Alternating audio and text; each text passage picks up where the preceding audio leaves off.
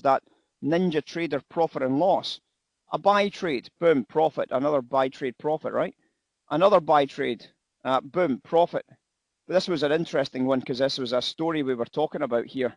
And this seemed to be a manipulation. It was all back to front as far as I was concerned. So there's something bizarre going on in this trade, which we obviously were talking about. So it wasn't really the trade that we're talking about just now. The next trade, in fact, the next three trades, take a look. Sell side trade, profit. Sell side trade, profit. Sell side trade, profit. So you can see that all of these trades, every single one of these trades, making monies, right? And then the last trade we just did there, a buy trade there, making profits. Again, another profit. We've had 100% winners just by being accurate and by being cautious, by being clever, just sitting waiting for the right stuff to show up, and then just executing when it does and not getting sucked into the games. Just being patient, guys. It's been a good day for these, a very good day. Is there any trade at the moment? Was there a trade at the bottom edge? No. Was there a trade at the moment? No. There's no trade. What's the trade going to be? Looks like it's going to be a sell trade, so I'm getting ready with that short sell. I keep a glance at the book. I can see that the book is bullish. The delta's not really helping me, so there's definitely a possible short sell. Why? Simply because the yen's dropping. So I would rather be selling an uptick if I can get an uptick. At the moment, the orange line's punchy against the blue line, so I think we've still got higher to go. So I'm certainly not going to be selling it anytime soon. So for the moment, fair value. For the moment, fair value. I can make that decision on the right-hand edge as it's unfolding. I need the orange line as a minimum to be falling and the dark blue line to be rising. If I don't have it, I don't have the minimum requirement for me to deal. I haven't got any edge to get involved in this trade at this point. So this is what we call fair value, and I'm simply not interested in trading fair value. Not interested. I don't care if it goes for $1,000. I'm still not interested in it. I don't trade fair value trades. It's basically like retail 101, isn't it? Fair value trades. It doesn't make any sense. So the sales came in behind the yen as you'd expect, but I never got any value to sell it, so I'll just keep watching.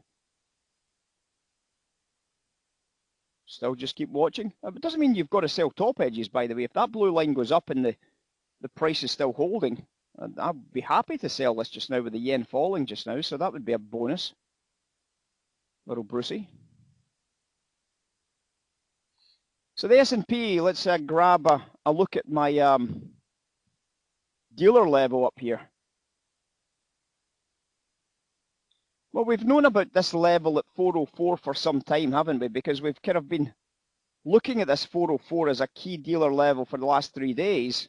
Now, yesterday it dropped down a little bit into this area here, but if you just cover those areas, take a look at what you see. You see exactly where the sell came from, yes? You see exactly where the retail sale, the hedge sell came from. A level that you know about, coming away from that 404, 403 level, and it has dropped off quite nicely from that little gap open up. With a gap open up, one would imagine when the skew is volatile, because obviously you can see the volatility is actually as high as it's been for the last 3 or 4 days, on the put side, you can obviously see this looks like a volatile day today. You're obviously going to be looking at that saying, well, if they're volatile, then they must be thinking about a possible hedge sell coming back off that level. And that's exactly what's happened, isn't it? The sellers have came in off that hedge, unwound their long positions, and it's caused a little bit of slippiness to build just for the time being.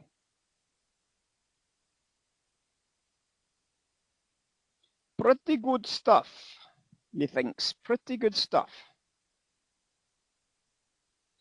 Yen's starting to turn up a little bit, so we might get a little chance to buy some bottom edge oil. We'll have a look and we'll watch it, see if it happens. Nope, yen's still bearish. I thought we might have had a little sneaky peek at that one there, so I was just watching to see if it was going to happen, but nope, not quite yet. Bit of sentiment coming back in on the buy side of this S&P just now, guys, so watch that. Bit of sentiment on the buy side.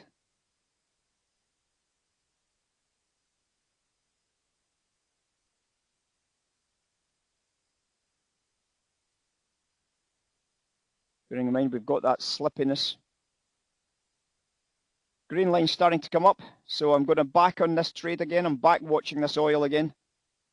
We don't see the blue line diverging at all. Bit of volume coming in now at these lower lows, so that's a little bit of a helpful hint when you see a little bit of volume coming in, right? So you get a little bit of a helpful hint with volume coming in, and obviously from that, you're starting to look at the idea of watching for any type of leans, any type of ideas. Blue line not really diverging yet. Now that's interesting. Now that's starting to get really interesting. I'm buying, I'm buying, I'm buying, I'm buying, I'm buying, I'm buying. I've got 5 ticks profit. I've got 10 ticks profit. I'm taking profits. Taking profits, taking profits, taking profits, taking profits, taking profits, taking profits. That was lovely, wasn't it? Little 10 tick winner right off of that bit of business there, guys. That was beautiful. Did you see the guy getting trapped though? Did you see the bottom edge seller getting trapped on the trade? And you saw that red, that candle was red and the lines were going up at that stage. We managed to get a quick 5-10 tick trade out of it, and we managed to bag a quick profit on the deal right off of that number there. Right off of that number there. That's a good looking buy trade, guys. That's a very good looking buy trade. If I can hold on to this one, I'm going to hold on to it because that looks like we've got a good upside in this now.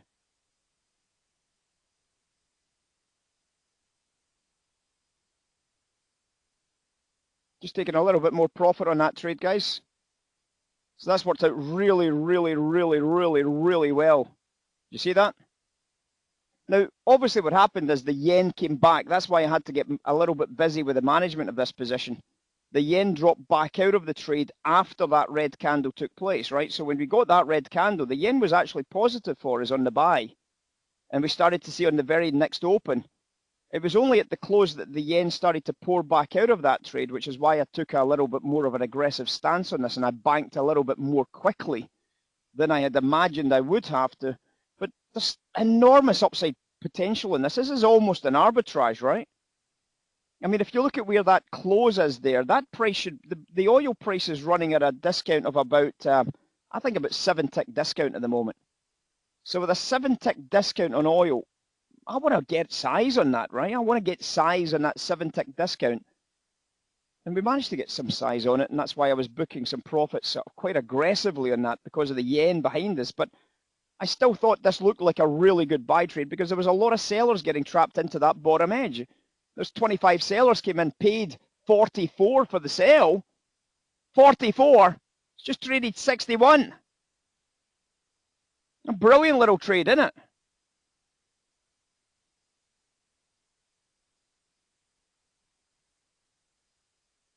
A great little trade. We love the monies. Everybody loves the monies.